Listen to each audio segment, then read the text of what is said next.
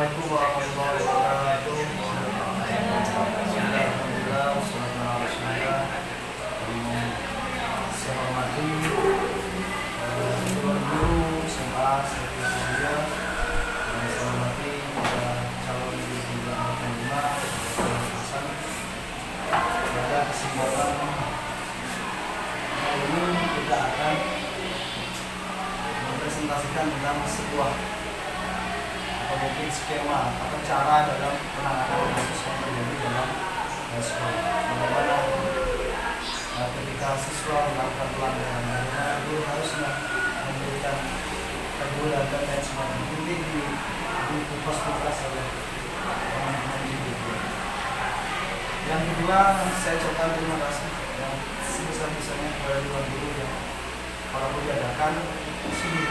Aku bagaimana kabar pada siang hari ini dengan acara budaya positif di sekolah, dan teman-teman DP yang sama dari kemarin suku ya pagi mengajarkan di DP untuk presentasi pada siang hari ini. Sebelum ke materi, saya ingin memperkenalkan bahwa dari sekian teman-teman CGP ini semuanya dari SD, hanya saya saja yang dari SMA, dan mereka semua dari ada yang dari Bangkalan, ada yang dari Bandung, ada yang dari Ketapang dan Pamekasan. Pamekasan alhamdulillah tidak ada sama-sama. Nah inilah, mudah-mudahan ilmu yang kita dapatkan di CGP akan berkontribusi besar terhadap perkembangan sekolah SMA. Ini yang dapat saya sampaikan. Terima kasih. Assalamualaikum warahmatullahi wabarakatuh. Selanjutnya kami persilakan kepada Muslim.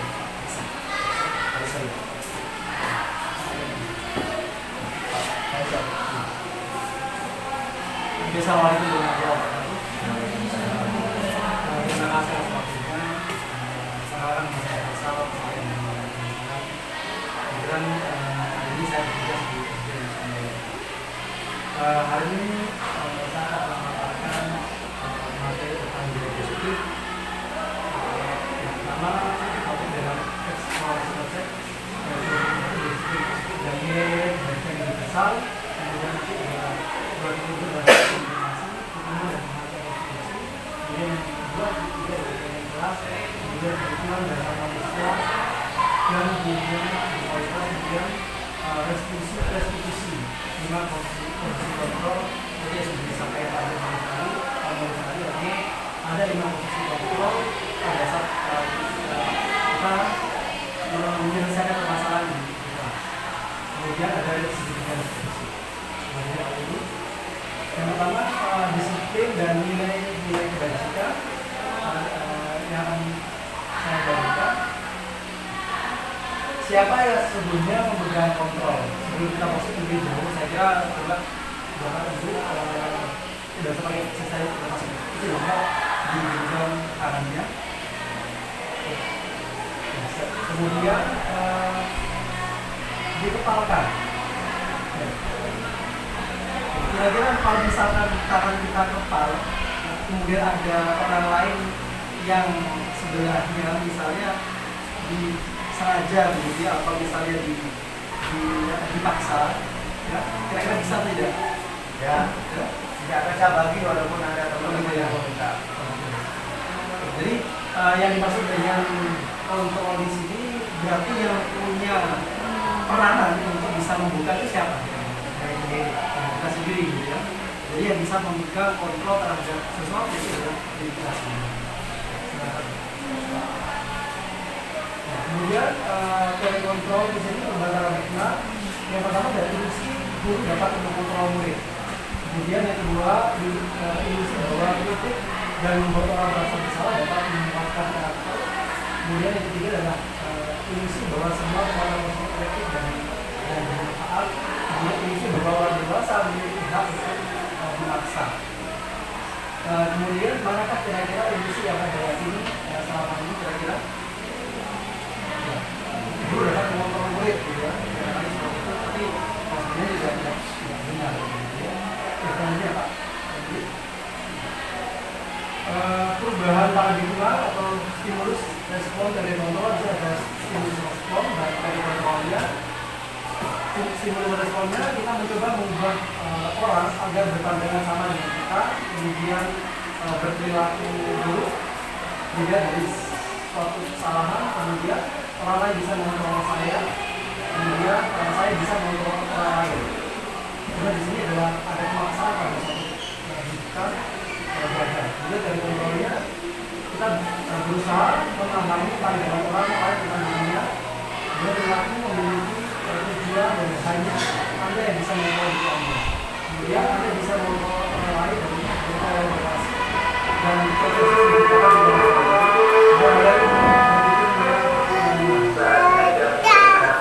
mulai di sini ada disiplin positif. Jadi pengontrol dari Dr. William James. Anda tidak bisa mengontrol orang lain, hanya Anda bisa mengontrol diri Anda. Maka disiplin di sini dengan mengontrol diri, dengan membayar potensi diri, kita mencapai tujuan sesuatu. Di sini ada dua posisi kontrol. Yang pertama ada sebagai menghukum atau membuat perasaan bersalah. Kemudian yang pertama adalah menghukum. Yang kedua posisi kontrolnya adalah sebagai membuat rasa bersalah. Kemudian yang ketiga sebagai pengamat. Yang keempat sebagai pemantau, dan yang kelima adalah sebagai manajer. Jadi yang paling baik sebenarnya posisi kontrol di sini adalah sebagai manajer. Jadi bagaimana kita bisa berlaku sebagai manajer untuk mendisiplinkan unit. Kemudian ada kebutuhan 5 dasar kebutuhan manusia. Yang pertama ada kebutuhan penguasaan, kasih sayang, rasa diterima, dan kepercayaan dan kebebasan. Tapi disiplin, saya kira mungkin kita kita bisa membayangkan bahwa disiplin itu seperti militer gitu ya, jadi semuanya harus ada, kemudian semuanya harus seperti itu. Tapi sebenarnya tidak seperti itu. Bagaimana kita bisa mengejar suatu pencapaian. Jadi disiplin berasal dari makna berdasar artinya adalah belajar yang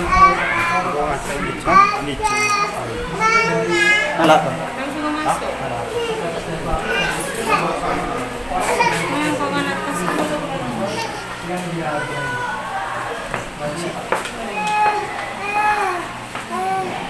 Ada nilai-nilai dari besar, yaitu nilai-nilai ada sepatu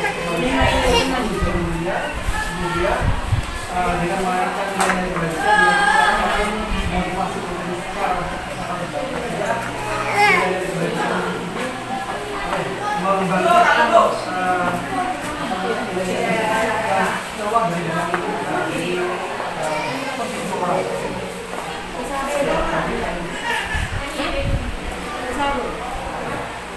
Saya kira itu yang bisa saya sampaikan dari satu strategis dalam hal strategis selalu membangun.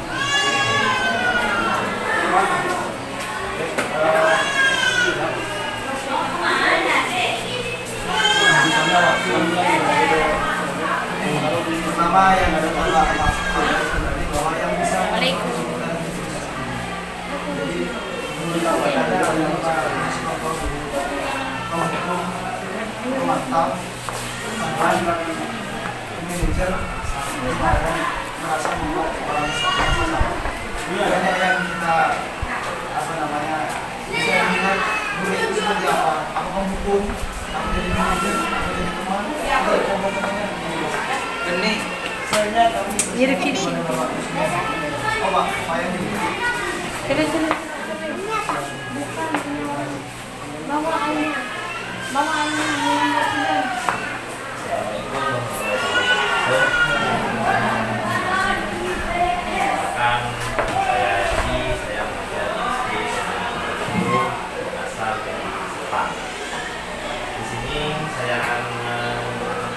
Tentang teori motivasi, hukuman, penghargaan, dan restitusi.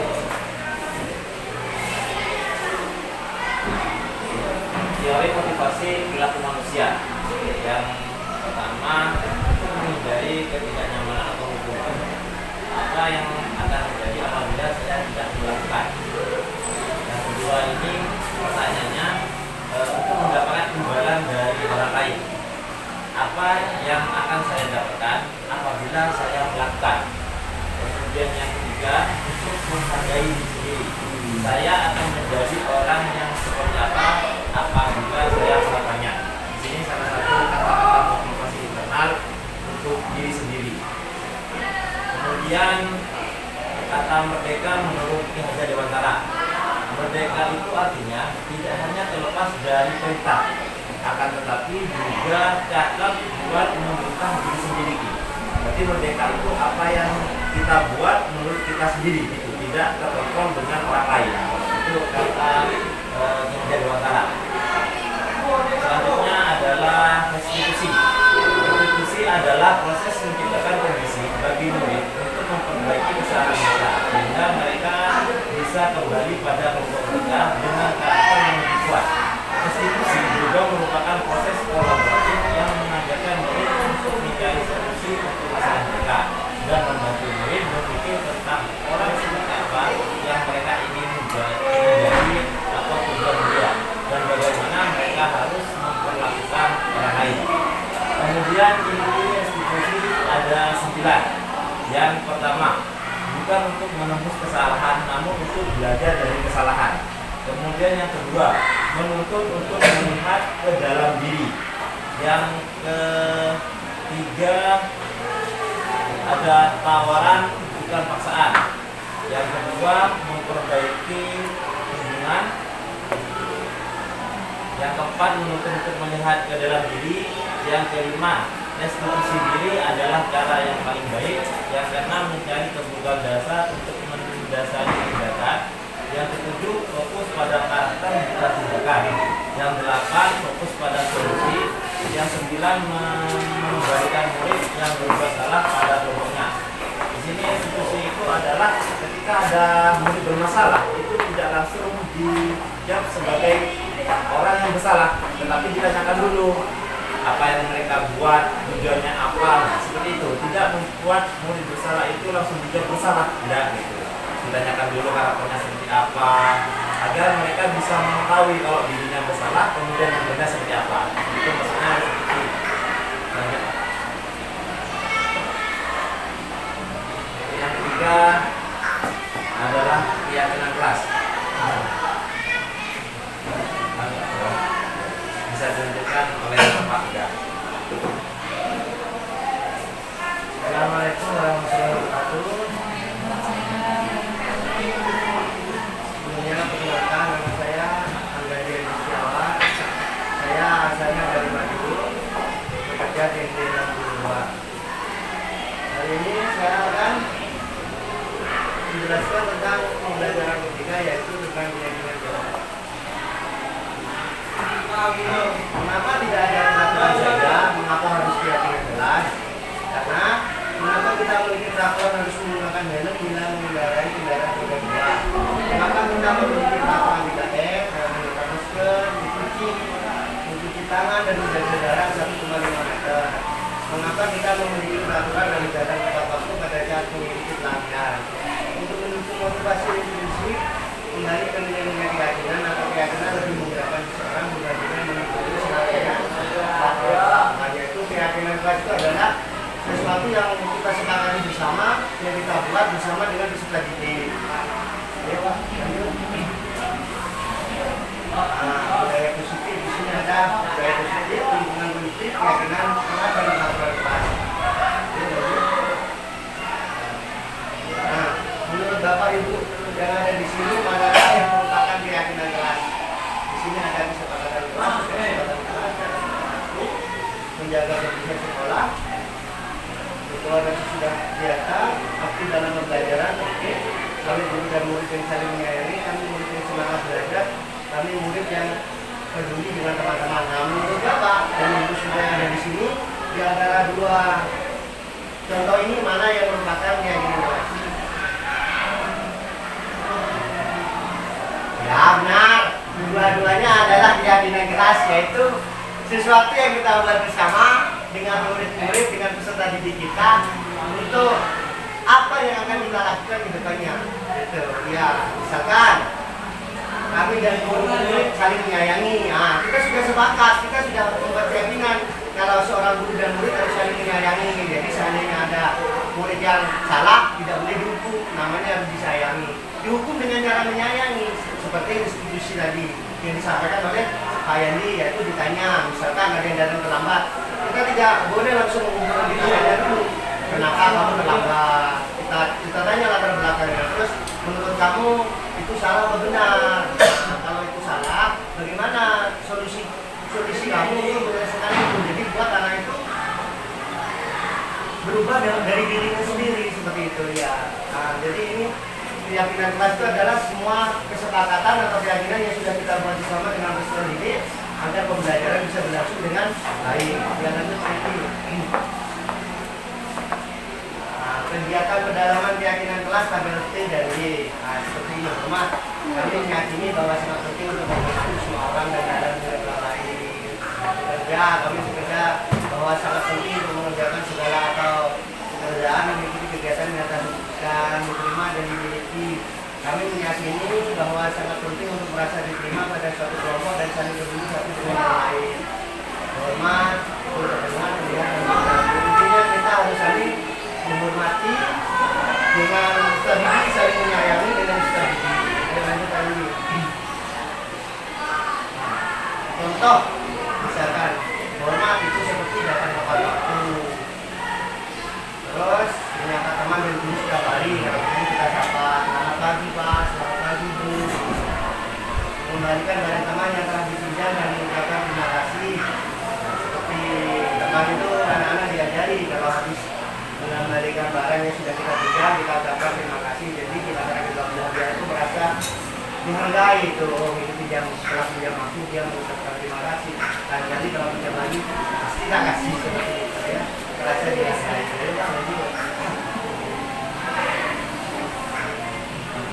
Peraturan ya selalu kembalikan buku ke tempatnya, itu keyakinan pasti seperti tanggung jawab.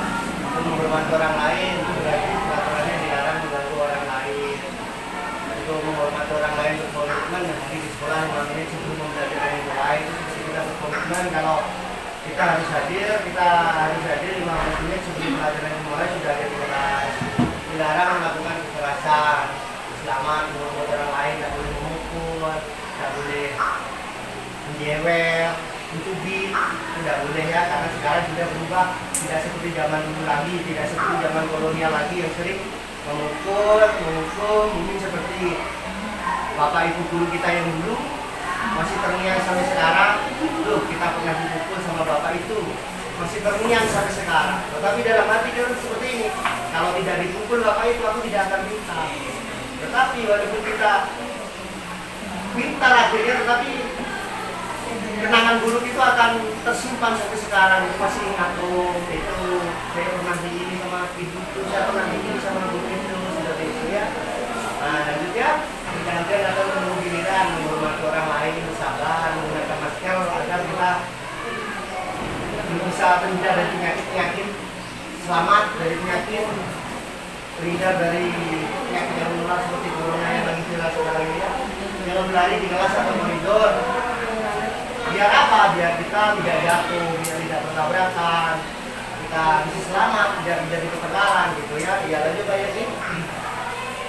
Dihukum oleh penghargaan. Nah ini kalau kita dihukum misalkan oleh penghargaan, pengaruh jangka pendek dan jangka panjang, ada 8 kriteria ya. Penghargaan terukur, penghargaan mengurangi ketepatan, penghargaan yang tidak efektif, penghargaan yang rusak hubungan, penghargaan yang menurunkan kualitas, penghargaan mematikan kreativitas, penghargaan mengurangi motivasi prinsip. Ini adalah 8 kriteria yang disampaikan oleh artikel mulai penghargaan. Ya, lanjut tanya nih. Hukuman atau konsekuensi ya tindakan guru, misalkan mencatat 100 kali di dalam buku kalimat, saya tidak akan terlambat lagi karena terlambat ke sekolah. Seperti itu harga dulu pernah dihukum juga seperti itu sama guru yang harus banyak. Hukuman atau konsekuensi yang harus kita terima. lari mengelilingi lapangan basket 2 kali karena terlambat janji di sekolah. Menurut Bapak dan Ibu itu hukuman atau konsekuensi? Nah, terus Pak Faisal minta murid diminta untuk push up 15 kali karena tidak menggunakan masker sekolah. Itu hukuman atau konsekuensi? Bisa masuk hukuman juga. Terus mengajukan kertas tugas teman yang telah dicoret-coret, konsekuensi kita karena kita melakukan kesalahan kita harus menjalankan konsekuensinya. Murid disuruh menggunakan sepatu seharian di sekolah karena tidak menggunakan sepatu hitam. Hukuman bagus. Belis ya. Hari menggunakan lapangan basket 2 kali karena terlambat 10 menit untuk pelajaran videoka. Nah, hukuman tidak boleh sekarang. Kita tidak boleh menggunakan hukuman di zaman sekarang ini ya. Kita pakai restitusi namanya, seperti yang disampaikan oleh Pak Yandi tadi. Jadi kita beri kesadaran, beri pengertian, mulai dari diri kita sendiri ya. Ya, lanjut Pak Yandi. Nah, ini seperti yang saya sampaikan tadi, ini adalah perbedaan hukuman dan konsekuensi. Hukuman yaitu adalah sesuatu yang menyakitkan yang harus terjadi, membuat anak sakit, fisik maupun hati jangka waktu lama. Saya pernah dipukul sama bapak ini, saya pernah dipukul sama bapak ini, itu akan terngiang di hati kita sampai kita besar gitu. Anak membenci kedisiplinan, paksaan. Apa gara-gara itu aku gitu. Jadi anak-anak itu tidak apa ya, tidak tulus dalam menerima hukuman itu. Ternyata itu mendorong anak menyakiti diri sendiri. Lari itu membuat capek. Yang untung kalau tidak punya penyakit jantung, asma. Kalau penyakit asma itu siapa yang mau bertanggung jawab seperti itu ya? Anak belajar untuk menyembunyikan kesalahan, disembunyikan kesalahannya, takut soalnya kalau aku ketahuan nanti aku akan dihukum. Nah, itu membuat anak menjadi kurang bagus karakternya. Marah, rasa bersalah, dipermalukan, merasa tak dihargai. Kita akan merasa marah, rasa bersalah. Misalkan kita anak-anak kita itu ada yang saling menyukai, namanya Yuyun sama Bayu misalkan ya, itu nanti akan malu kalau Bayu itu dihukum. Ah, dia merasa aduh, aku dilihat Yuyun, aku dihukum seperti ini, seperti itu. Jadi membuat anak itu akan merasa malu dan teringat sampai dia dewasa nanti ya. Sebaiknya yang harus kita hindari. Kalau konsekuensi itu sesuatu yang harus terjadi, yang harus diterima. Jadi anak itu lebih sadar, membuat anak merasa tidak nyaman dengan cara aku pendek saja. Cepat bulannya gitu, anak menghargai disiplin, stimulus tanggapan, untuk anak mudah menyesuaikan diri. Oh, kalau seperti ini saya salah, jadi saya harus seperti ini, seperti itu ya. Konsep diri yang baik, jadi anak belajar untuk mematuhi aturan, anak untuk tidak nyaman yang senang untuk sementara. Jadi kita lebih harus menggunakan konsekuensi daripada hukuman. Nah, kita ajari anak-anak untuk menerima konsekuensinya seperti itu. Jadi kalau anak-anak salah, kita ajari, kamu tidak membawa sepatu, konsekuensinya apa? Ayo, kalau tidak membawa sepatu seperti itu ya. Jadi anak lebih sadar dengan sendiri. Ini salahku sendiri, kenapa aku tidak pakai sepatu? Jadi anak merasa tidak dipermalukan. Seperti itu. Ayo lanjut Pak, menulis. Identitas gagal melawan identitas sukses. Nah, identitas gagal itu hukuman, sesuatu yang menyakitkan yang harus terjadi seperti tadi, tidak nyaman untuk murid dalam waktu yang panjang, itu akan membuat gagal anak-anak, gagal untuk maju ke depan. Kalau kita sukses, konsekuensi sesuatu harus terjadi, restitusi merupakan pilihan. Kalau anak menyadari kesalahannya dari dini, dia akan berubah. Lambat laun sedikit demi sedikit dia akan berubah menjadi lebih baik lagi seperti itu ya. Misalkan aku tidak seperti ini, jadi aku berubah, aku harus seperti ini, menjadi seperti itu. Jadi anak akan berkembang menjadi pribadi dan karakter yang lebih baik lagi. Jadi terus menulis. Nah, hukuman memang berhasil pada orang-orang sukses karena mereka dapat menyerapnya dan memaafkan si penghukum. Hukuman tidak bekerja pada anak yang memiliki identitas kegagalan. Karena tindakan ini hanya menegaskan ketidakmampuannya, itu menurut dosen 2001 nomor 16. Ya. Lalu lanjut Pak Muslim, Pak Mulis. Nah, cukup sekian materi dari saya. Kurang dan lebihnya saya ucapkan banyak terima kasih. Selanjutnya akan dilanjutkan oleh Pak Mulis. Bapak Mulis dipersilakan. Terima kasih kepada baik. Sepertinya tidak kurang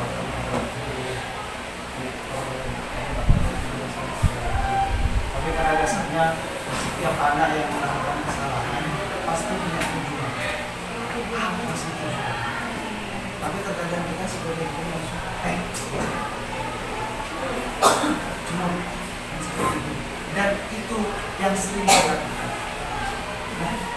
dari pembelajaran posisi kontrol, posisi kemudian apa namanya, kalau saya dulu siswa sebagai tentang pengawasan siswa, ini saya mulai sadar bahwa sebetulnya memang kurang efektif guru sebagai pemimpin orang yang buat orang masalah. Nah, sebetulnya mulai melakukan kesalahan itu manusia itu punya biasa. Nah ini Halo Hijau. Belum kan? Depan. Belum kan? Iya, berapa? pasti. Oh iya, Mas Langkung ya. Mari aja jadi. Tahan dulu. Pasti. Oh iya, mari ya terakhir nih kalau sini. Kemudian yang kedua adalah pulau. Iya, beda sekali. Kemudian yang ketiga adalah power, penguasaan, bisa. Anak-anak itu bisa. Sudah kemudian kemudian fun, senang. Kemudian ini yang paling sering kita jumpai di siswa laki-laki untuk kebebasan. Ini kebutuhan dasar. Kebutuhan dasar. Mereka butuh kebebasan. Nah, bagaimana kebebasan itu kemudian kita kelola menjadi sebuah hal yang positif.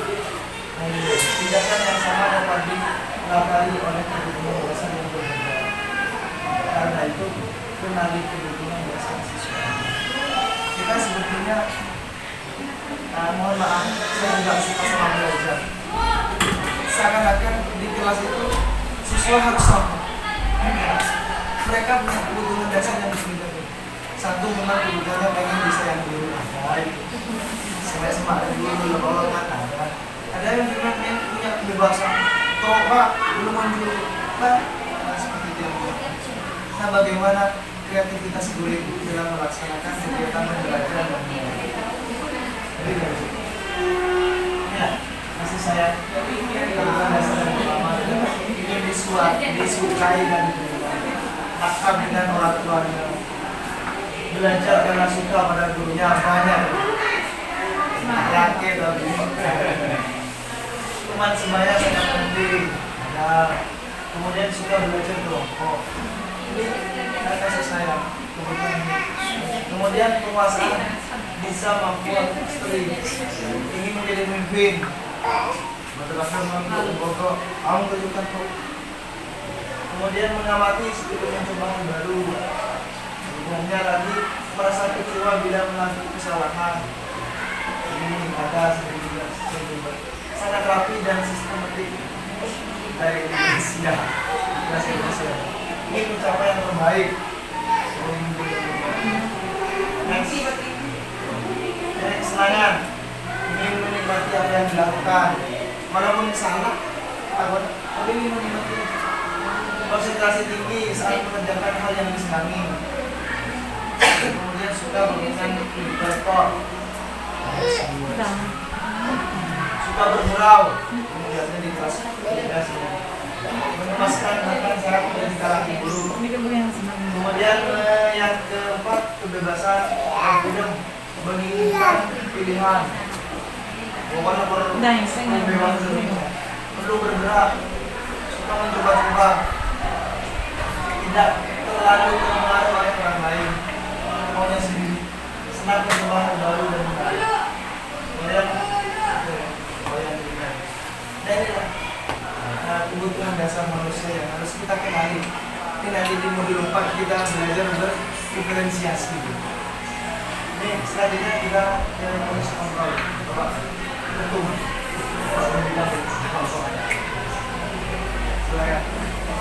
Terima kasih ibu-ibu semua, mohon izin. Assalamualaikum warahmatullahi wabarakatuh.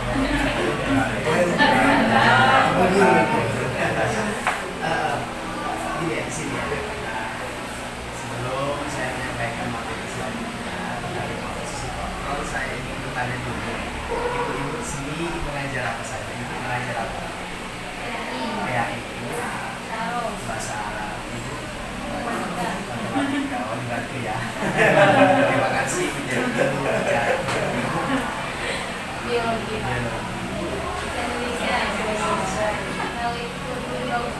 Iya, di sini adalah perbedaan. Setiap guru juga memiliki perbedaan. Ya, begitu juga dengan anak-anak kita memiliki latar perbedaan, kodrat alam Islam yang memiliki mereka berbeda. Ada yang suka di pelajaran bahasa Indonesia, ada yang suka pada pelajaran bahasa Arab, ada yang juga pelajaran, dan ada yang tidak suka sama sekali. Ya, dan itu pun tidak keluar pada nilai-nilai konten mereka sebenarnya, hanya saja mereka memiliki kebutuhan-kebutuhan yang harus kita respect bersama-sama. Nah, kebanyakan apa yang sudah dijelaskan dari teman-teman tadi dari awal, dari disiplin positif sampai dengan yang barusan dijelaskan oleh Pak Odes, itu adalah komponen budaya positif. Bagaimana kita mau membangun budaya positif di sekolah kalau kita tidak mulai dari gerakan kita sebagai guru? Nah, budaya positif itu dimulai dari disiplin positif. Disiplin positif bukan berarti kemudian kita menciptakan sekolah sebagai kantor polisi, tidak. Bukan kita kemudian menjadi penghukum di sekolah, tidak. Nah, upaya ini adalah upaya representatif yang harus kita aplikasikan. Yang harus kita lakukan di sekolah. Nah, bagaimana caranya Bapak Ibu? Menambahkan dari teman-teman tadi, saya mengajar di SD 83, pernah ada satu kasus, bukan kasus murid saya memukul temannya. Iya, pukul, gak dekat. Jadi temannya dipukul dari kelas 3, kelas 4, dari kelas 3, saya kelas 6, akhirnya di kelas 4 tahun ini, dia pukul kepala pakai dalam sapu, kemudian mata, dan akhirnya kepala sekolah mau mengeluarkan dia dengan alasan si anak ini lebih baik keluar daripada harus keluar murid yang baik. Nah, kepala sekolah ini kira-kira bertindak sebagai apa? Penghukum. Sedangkan kita tidak tahu latar belakang anak di rumah itu seperti apa, psikologi sosial anak seperti apa. Ternyata setelah saya melakukan cross check, menanyakan, datang ke rumahnya, rupa-rupanya si anak ini sering dipukul oleh orang tua, ada broken home. Jadi jangan tambahkan masalah kepada anak. Jadi dulu jangan menjadi penghukum. Nah, melakukan apa personal approach, pendekatan secara pribadi dengan kita menanyakan restitusi yang disebutnya ada 5 proses kontrol dan segitiga restitusi. Seperti apa proses kontrol itu? Nah, Bapak Ibu, ini sebenarnya tidak salah. Kita mau jadi penghukum, pembuat orang bersalah, teman, pemantau, semuanya ini benar. Tetapi semuanya benar. Tetapi harus ada perbaikan. Dari dulu saya sudah jadi siswa, dari dulu sudah dilakukan menjadi penghukum. Guru menghardik, menunjuk-nunjuk, menyakiti, menyindir. Nah, itu akan menjadi peristiwa negatif yang akan direkam oleh murid sampai kapanpun. Sampai sekarang saya masih ingat membuli guru saja saya muda, karena saya hitam mungkin ya, dibully, ganteng lah penting. Nah, akhirnya sampai sekarang terasa peristiwa positif itu dan akan menjadi psikologi kepada anak. Nah, itu. Dan ketika guru membuat orang bersalah, seharusnya kamu ibu merasa kecewa. Nah, akhirnya anak itu akan menjadi memiliki perasaan ibu tidak mendukung saya, ibu tidak paham saya. Nah, seperti itu. Nah, kemudian ada teman membuat alasan-alasan untuk muridnya, pemantau menghitung dan mengukur, dan posisi manajer mengajukan pertanyaan-pertanyaan terlebih dahulu. Kira-kira yang kamu lakukan ini salah apa benar dan mengapa? Kita melakukan persoalan. Manfaatnya seperti apa? Gambarannya seperti ini. Saya akan memberikan siapa yang bisa melaksanakan jawaban soalnya paling bagus, saya kasih hadiah. Atau yang menyapu kelas paling bagus, jawabannya saya kasih hadiah. Kira-kira itu bagus apa tidak? Bagus. Tetapi dalam waktu yang singkat apa waktu yang lama? Singkat, karena mereka bekerja karena ada imbalan, karena ada sesuatu. Dan itu yang disebutkan dengan unsur motivasi ekstrinsik. Dia mendapatkan motivasinya dari luar, tidak terbangun dari ekstrinsik, dari dalam. Jadi hanya sebentar, dia tidak melakukan sesuatu. Sering kita terjadi. Kalau ada kita guru murid, kita mau masuk, murid guru takut. Berarti dia memiliki mendapatkan penghukum karena takut. Tidak ada motivasi dalam diri mereka untuk melakukan sesuatu karena tidak dibangun oleh kita sebagai manajer. Jadi kita bagaimana ke depan ini membangun sebuah budaya positif, murid-murid itu lahir motivasi dari dalam dirinya bahwa ini adalah kebutuhan saya. Bukan karena saya takut pada peraturan, bukan karena saya takut pada punishment, bukan saya karena hanya ingin mendapatkan kebahagiaan. Sebab realita mengatakan bahwa siswa yang rajin pun belum tentu lebih unggul ketika sudah graduate lulus dengan siswa yang tidak. Banyak mereka yang memiliki kelebihan-kelebihan. Nah, inilah akan menjadi sebuah unsur nantinya pembelajaran diferensiasi. Kemudian guru berkata kalau kamu tidak melakukan, awas ya, rasakan ya. Nah, itu akan dihandle. Jadi kalau mereka pulang ke rumah, ini dapat kata-kata dari mana anak saya ini? Nah, berarti dapat dari guru.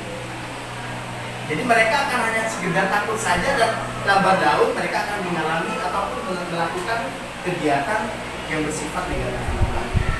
Seharusnya sebagai manajer, maka apa yang kita yakini, apa yang bisa kau kerjakan untuk memperbaiki masalah. Jadi kita harus melakukan seperti itu. Nah, ini sama. Nah, ini dampak bagi murid. Dampak pada murid mengulangi kesalahan, merasa rendah diri, jadi down. Mereka down, lemah, tidak mandiri dan tergantung, menitik beratkan pada sanksi atau hadiah, kemudian mengevaluasi diri bagaimana cara memperbaiki. Kira-kira kita ini dari pemilik penghukum atau pembuat rasa salah, teman, pemantau ataupun manajer. Manajer. Kita berupaya, bukan kita berlima, bukan orang hebat di sini, tetapi juga berupaya bagaimana ke depan memposisikan diri sebagai betul-betul manajer. Seperti itu. Jadi anak-anak kerasan, anak-anak enak ketemu di luar, bapak-bapak harus saya mau pelan, buru pasti. Oh ini buru sesuatu kan, buru. Tetapi ketika kita membangun energi positif bagi mereka, Pak, kita ingin memberikan semangat saat ini naik, dan lahir generasi-generasi pemikiran, outputnya sudah biasa. Makanya 2045 menjadi Indonesia generasi emas itu menjadi Indonesia emas karena kita membangun generasi yang saat ini untuk memiliki budaya positif. Selanjutnya, siapa yang mengatakan, nah ini Bapak Ibu, saya kecewa sekali dengan kamu. Apakah Bapak tidak pernah mengatakan sering sebelum saya mempelajari sesuatu itu harus kecewa, contoh, saya sangat kecewa sama kamu telah buat salah kan seperti itu. Ternyata apa yang saya katakan demikian menurut para pakar yang sudah meramu program ini kurang tepat, bukan salah, kurang tepat. Kamu tidak pernah benar melakukannya. Ayolah lakukan lebih baik, benar. Apakah kamu mendapat stiker bintang hari ini? Ini ketika kurikulum ke-13 stiker itu sudah digunakan. Siapa paling hebat ada ya bintang itu ya? Ya ini sudah. Nah kurikulum 13 kemarin itu sudah karakter sebenarnya. Sekarang masih ada di tingkatan. Bagaimana kamu bisa menyelesaikan masalah ini? Dengan bahasa yang kalimat seperti ini sebenarnya kompleks apabila kita mengidentifikasi bagaimana menyelesaikan masalah ini. Mereka diajak bertanggung jawab, mereka diajak critical thinking, berpikir bagaimana masalah saya ini selesai. Rumit akhirnya mereka tidak akan bisa mengembalikan lagi. Nah seperti itu, tidak hanya cukup sekedar biasanya Pak Angga, Pak sama Pak Faisal, Pak Yadi, benar salah dong, benar salah dong. Kebanyakan seperti itu. Nah itu apa termasuk manajer atau termasuk yang mana Pak? Penghukum, membuat merasa orang bersalah. Sadarkan dulu, sadarkan. Dan alhamdulillah yang namanya Kiki itu awalnya sama guru sudah mampu. Alhamdulillah dia memiliki keahlian merekam. Kemarin yang merekam saya podcast dengan murid saya podcast dengan murid. Itu adalah anak yang mukul, kemudian perkataannya luar biasa. Yang awalnya tidak rajin, yang awalnya tidak rapi, saya tayangkan video tentang sekolah yang asik, yang bagus, pengen pakai, bisa nggak pengen? Kita dekat. Anak saja, bapak saja butuh kasih sayang, apalagi seorang anak, kan gitu ya. Ibu saja butuh kasih sayang, apalagi seorang anak. Terus Nah, ini Bu maksudnya bergerak antara peraturan, pemantau, konsekuensi, hadiah, nilai-nilai, manajer, dan perbaiki. Nah, yang diagram lingkaran yang kanan itu adalah pola yang harus kita ubah. Kalau selama ini kita sebagai bekerja karena aturan, bekerja karena pemantau, ada yang mantau, kemudian karena konsekuensi dan reward hadiah, kita ubah menjadi nilai-nilai, manajer, dan memperbaiki. Kita ubah. Jadi refleksinya, muhasabahnya kata bahasanya Pak itu. Kita ubah bagaimana kita bisa memiliki nilai-nilai dan manajer dan memperbaiki, sehingga insya Allah kalau kita melakukan action seperti itu, murid dan orang tua akan apa kapan Pak masuk tangan, pasti seperti itu. Jadi kalau sudah menimbulkan seperti itu kadang-kadang, nah sudah ada sentuhan psikologi buat aku. Nah ini bedanya ke bawah sedikit.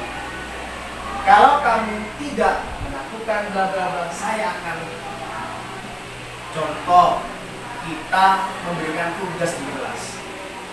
Nah, yang tidak mengumpulkan, no, lupa. Padahal kemampuan anak berbeda-beda.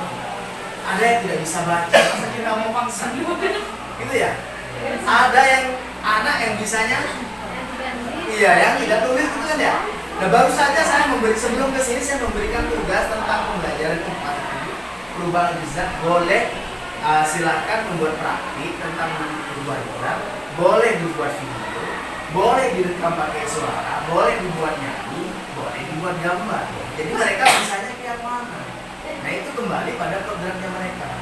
Apa yang kamu yakini, bagaimana memperbaiki masalah ini, kita masalahnya. Jadi masalahnya yang mereka dapat itu apa?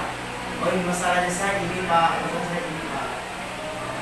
Jadi memperbaiki, yang kedua mendapatkan apa yang kita butuhkan. Jadi bukan menjadi polisi di sekolah. Nah ada segitiga restitusi. Apa sih segitiga restitusi itu? Ada validasi kebutuhan, ada menanyakan keyakinan, ada menstabilkan identitas. Nah, kita untuk menanyakan kepada murid apabila bersalah, kita mengikuti langkah segitiga restitusi. Ya, kita mengikuti langkah segitiga itu, menstabilkan identitas. Contoh Pak Angga atau ibu guru bahasa ya, bahasa punya salah misal, ditanyakan dulu atau diberikan stabil dulu pikirannya. Setiap orang itu pasti memiliki sebuah kesalahan dan distabilkan, tenangkan dulu. Setiap orang itu pasti memiliki kesalahan. Kamu bukan satu-satunya orang yang pernah melakukan ini, oh benar. Jadi stabilkan dulu egonya, emosinya. Kemudian nilai-nilai apa yang telah kita sepakati? Ke sebelahnya validasi kebutuhan. Kamu tentu punya alasan mengapa melakukan ini. Apa alasannya? Kadang usia, ya biasa mengatakan itu mohon maaf. Kalau suka biasanya bukan mengatakan, pukul. Ya kan ya, mukul ke teman lawan di situ, mukul biasanya suka. Karena saya dulu kayak gitu. Iya kan, belajar dari pengalaman. Adakah cara yang lebih efektif untuk mendapatkan apa yang kamu inginkan? Kalau kamu mau pinjam ini kenapa kamu tidak mengatakan aja malu Pak? Ayo Pak. Baru kemudian nilai-nilai apa yang telah kita sepakati bersama. Kamu ingin menjadi orang yang seperti apa? Tanyakan satu-satu. Ternyata saya jadikan bahan terus itu yang super aktif. Kamu mau jadi apa? Pak, saya mau jadi tentara. Pak, tentara itu katanya kebetulan Pak. Jadi kebetulan. Oh iya, kalau memang seperti itu, ayo kita belajar juga. Saya aktif anak. Nah terus Pak. Untuk membuat anak yang merasa gagal karena berbuat salah menjadi positif terhadap dirinya, maka kita harus melakukan menstabilkan identitas. Berbuat salah itu hal yang manusiawi, tidak ada manusia yang sempurna. Bapak ibu berbuat salah, kita pasti tidak ada masalah. Ini salah satu contohnya. Mungkin itu, ada lagi semuanya sama intinya. Itu yang validasi kebutuhan, membantu siswa mengenali basic kebutuhan yang diperlukan.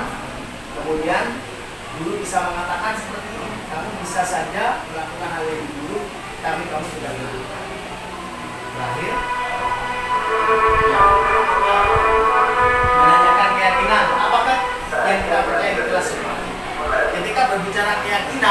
Barusan Pak Angga menjelaskan tentang peraturan kelas kelas. Nah itu dibuat bersama-sama, jangan kita membuat sendiri. Jangan buat sendiri. Kira-kira kita apa Bu Anu? Peraturannya mau buat apa? Nah ditawarkan mau buat apa? Jika tanpa itu akan menjadi sebuah keyakinan kelas. Nah itu mungkin yang sedikit saya sampaikan. Tidak ada yang mau ditanyakan, barangkali ada yang bertanya, dipersilakan. Semoga kami bisa menjawab. Jika tidak ada pun tidak. Ada pun ada. Silakan mau ditanyakan. Mau bertanya sama siapa boleh, narasumber Pak Faisal. Iya, ada Pak Faisal. Ada lagi. Kalau saya di Pamekasan. Pak Udin, Pak Udin. Ada yang bertanya? Ada yang bertanya. Mau berbagi informasi, mau berbagi cerita di kelasnya juga boleh. Ini istrinya Pak Anu. Baik. Iya. Silakan Pak. Tidak ada ya? Saya pamit dulu. Iya, Bu. Iya. Terima kasih banyak. Nah, mungkin itu ya. Bu, mohon maaf kami juga tidak ini. Karena waktunya. Iya. Berdiri semua. Kemudian masuk ke kamera. Berdiri semua. Nah, ini. Iya. Terima kasih ibu-ibu semua. Kalau ada yang nyanyi mohon maaf. Soalnya ini wilayah pondok.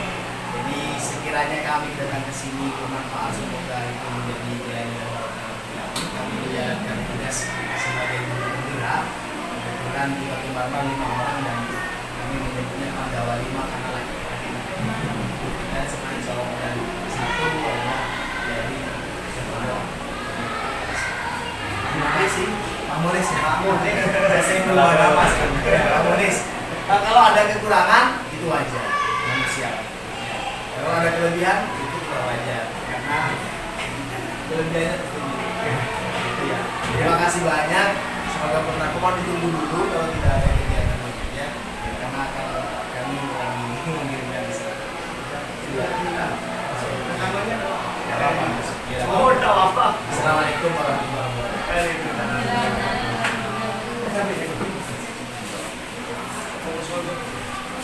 Halo Bangga. Iya, Jun. Betul betul naik. Gurunya saya masih belum dapat.